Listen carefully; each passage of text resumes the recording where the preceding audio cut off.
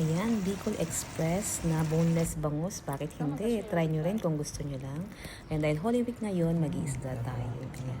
Grabe yung ano nito, yung pinaka-gravy nito. Ang sarap at napaka malinamnam. Ayan, choice nyo kung gusto nyo lagyan na gulay o hindi. Pero sa akin, ang sa ref ko is yung pechay. Wala akong sitaw. Saka nagprito ako ng talong. Syempre, ang bagong hindi nawawala. Ayan, syempre, gisa na natin ang shredded ginger, bawang, at saka, syempre, sibuyas. Nalagyan natin na ang Bicol Express talaga ay may coconut milk para pampag-creamy. Grabe ang creaminess nito. Wala akong siling berde, kaya ay yung pula na lang ang nilagay ko. As mas maanghang pala ang pula.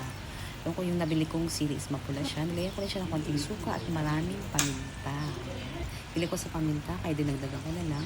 So, ayan, lalagyan na natin ng pritong isda at nilagyan ko rin siya ng gulay. Wala akong sitaw, kaya pechay na lang. So, choice nyo kung lalagyan nyo ba ng gulay o hindi. Ayan.